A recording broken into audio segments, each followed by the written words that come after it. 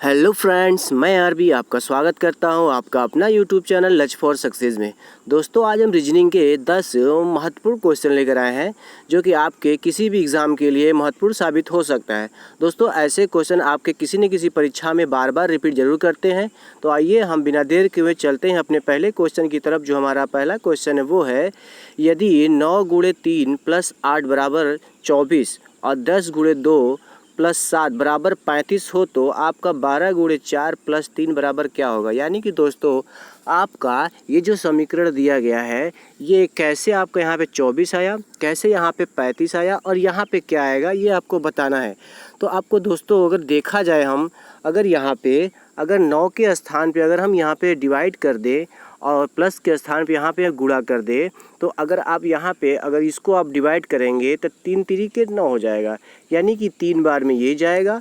उसके बाद यहाँ पे अगर हम 8 का गुणा 3 में कर दे तो 8 तरीके 24, यानी कि आपका ये जो गुणे के निशान पे भागा होगा, प्लस के निशान पे गुणा होगा, तो आपका यहाँ पे 24 आ गया। अगर उसी तरीके से हम देखें, यहाँ पर भी डिवाइड रख दे और यहाँ पे गुणा कर दे, तो 2 का अगर हम 5 10 में करेंगे तो 5 बार जाएगा और यहाँ पे गुणा करेंगे 7 5 35, यानी कि यही मेथड हमारा इस पे भी लगेगा।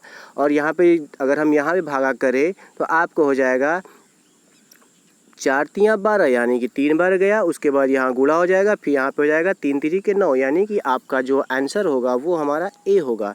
ठीक है दोस्तों, ऐसे सवालों को बोडोमास रूल से ही लगाया जाता है। ठीक है, हम आते हैं अपने अगले क्वेश्चन की तरफ। जो हमारा अगला क्वेश्चन है वो है, नीचे दी गई श्रृंखला में आगे क्या आएगा। दोस्तों, ऐसे रीजनिंग को लगाने के लिए आप लोग को अल्फ़ाबेट के स्थानीय मान पता होना चाहिए, तभी आप लोग इसको लगा सकते हैं। ठीक है, हम आइए लगाते हैं, देखते हैं कि इनके स्थान पर क्वेश्चन मार्क पे क्या नंबर आता है। अगर दोस्तों हम लोग देखें तो ये जो हमारा 5 है, 8 है, 11 है, 14 है, अगर हम इनके बीच अंतर देखें तो सब में 3 3 का अंतर आएगा। अगर हम 5 से 8 में जाते हैं तो 3 प्लस होता है। ठीक है, उसके बाद हम 8 से 11 में जाते हैं तो भी 3 प्लस होता है। उसके बाद हम लोग 11 से 14 में जाते हैं तो भी 3 प्लस होता है। इसका मतलब होगा कि आगे भी 3 प्लस होगा। अगर 14 में 3 प्लस कर दे तो हो जाएगा हमारा 17। आपके ऑप्शन में 17 दिख रहा है, ठीक है।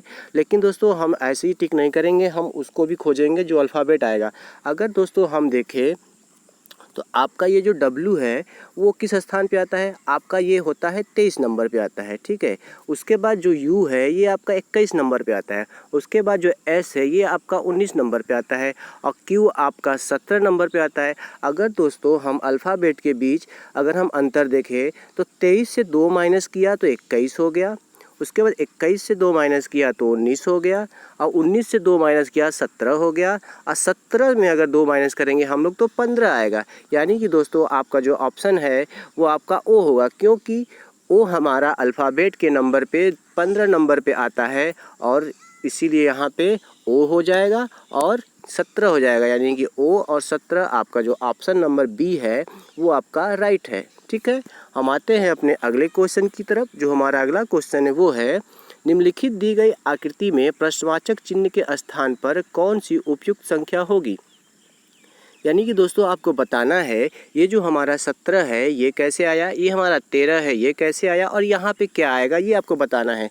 दोस्तों, ऐसे सवालों को लगाने के लिए आप लोग को कम से कम 1 से लेके 30 तक स्क्वायर आपको आना चाहिए, सभी संख्याओं का स्क्वायर आना चाहिए, तभी आप यहाँ पे सॉल्व कर पाएंगे, नहीं तो आपको प्रॉब्लम हो सकती है थोड़ी सी। अगर हम दोस्तों यहाँ पे देखें तो आपका ये 16 है ये किसका स्क्वायर है, आपका 4 का स्क्वायर है। ये 9 जो है 3 का स्क्वायर है। 64 8 का स्क्वायर है और 4 2 का स्क्वायर। अगर दोस्तों इन चारों को अगर हम जोड़ दें तो आपका आंसर 17 आएगा। ठीक है, उसी तरीके से अगर हम अगले में देखें तो आपका 36 जो है 6 का स्क्वायर है, 4 2 का स्क्वायर है, 16 जो है 4 का स्क्वायर है और 1 का स्क्वायर 1 ही होता है। अगर हम इन चारों को जोड़ दें तो आपका 13 आएगा।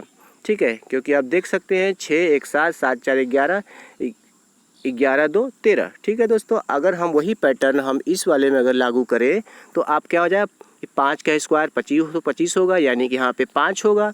यहाँ पे 81 लिखा है, यहाँ पे 9 हो जाएगा। यहाँ पे 4 लिखा है, यहाँ पे 2 हो जाएगा। यहाँ पे 36 है, यहाँ पे 6 हो जाएगा। अगर हम इनको जोड़े तो आपको हो जाएगा 2 9 11, 11 6 11 5 हो जाएगा आपका 16, 16 6 22, यानी कि दोस्तों आपका जो आंसर होगा वो हमारा डी होगा, यानी कि 22 होगा। ठीक है दोस्तों, आप लोग स्क्वायर रूट याद कर लीजिएगा।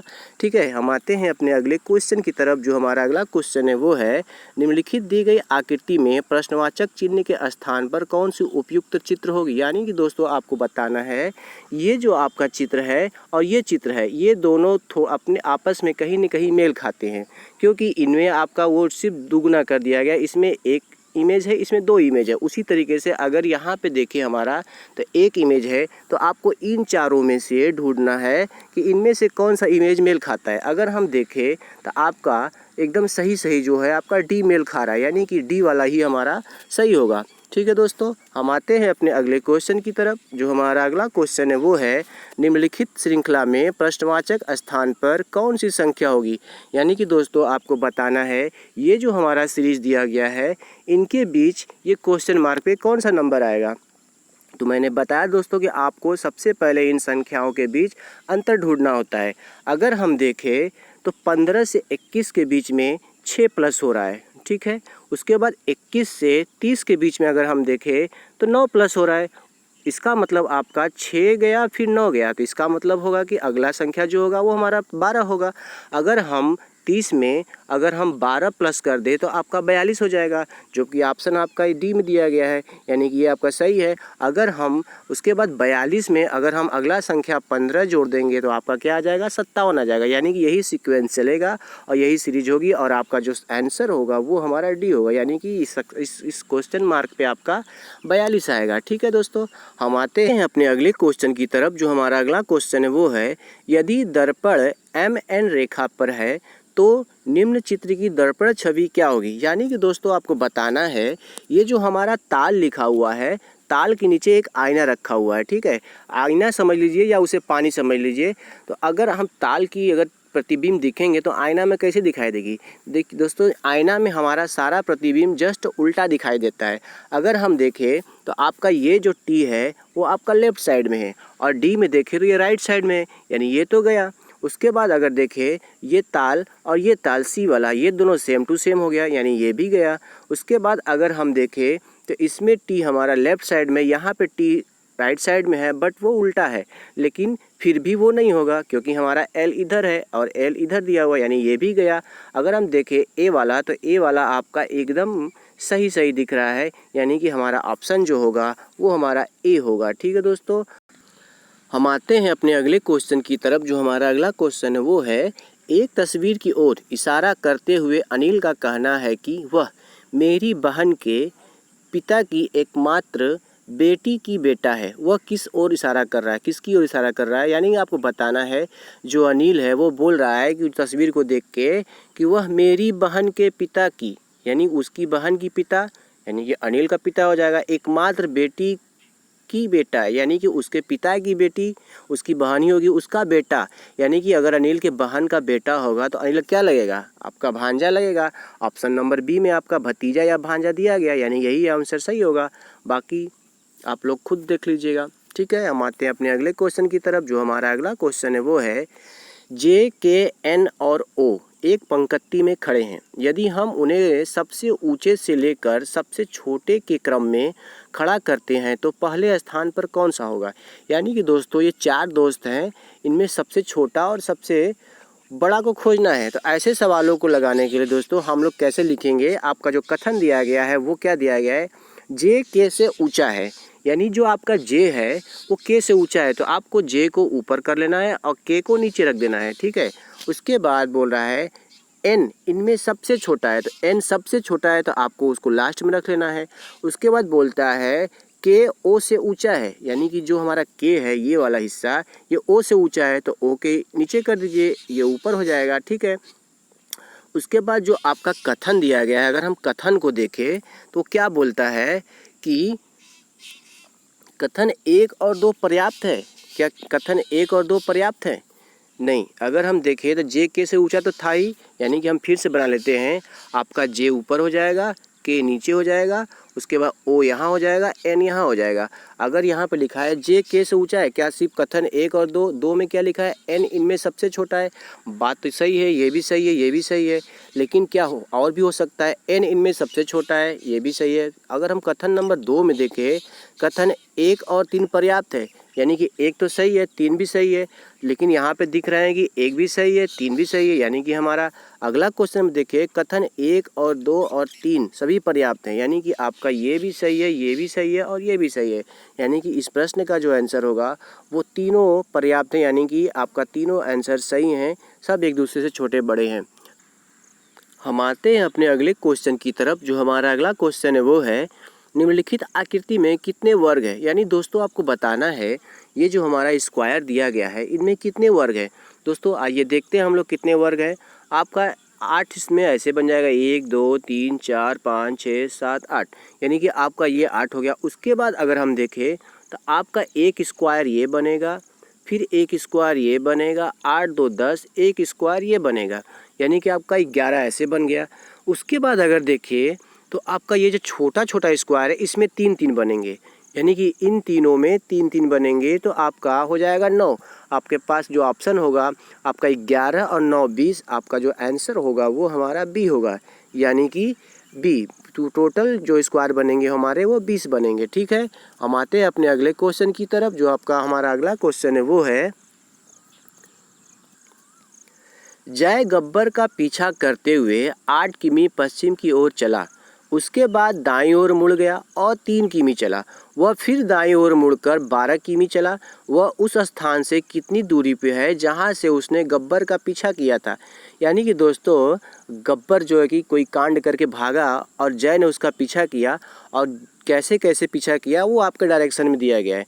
तो आप ये पूछ रहा है कि वह किस अपने उस स्थान से कितनी दूरी पे है जहाँ से उसने चलना प्रारंभ किया था। तो आइए हम लोग देखते हैं कि जय कितनी दूरी पे है। ऐसे सवालों को लगाने के लिए दोस्तों हम लोग क्या करते हैं, सबसे पहले हम लोग दिशा बनाते हैं। आपका दिशा जो होगी इस तरह से बनेगा। ठीक है, आपका इधर पूरब हो जाएगा, इधर पश्चिम हो जाएगा, इधर उत्तर हो जाएगा, इधर दक्षिण हो जाएगा। अब बोलता क्या है कि जय किधर भागा, आपका पश्चिम की ओर भागा। किधर भागा, पश्चिम की ओर। कितना भागा, पहले वो 8 किलोमीटर पश्चिम की ओर भागा, यानी कि वो 8 किलोमीटर ऐसे भागा इधर। ठीक है, उसके बाद फिर बोलता है कि वो दाईं ओर मुड़ा, यानी कि वो इस एरिया पे मुड़ेगा। फिर कितना चला, 3 किलोमीटर चला, यहाँ पे 3 लिख देंगे आप। उसके बाद बोला कि फिर वो दाईं ओर मुड़कर 12 किलोमीटर चला, यानी कि फिर वो इस एंगल पे मुड़ा, फिर वो 12 किलोमीटर चला। कितना चला, 12 किलोमीटर। अब हम देखें और पूछ रहा है कि अब वो अपने स्थान से कितना दूरी पे, यानी कि वो यहाँ से चला था और यहाँ आके रुक गया।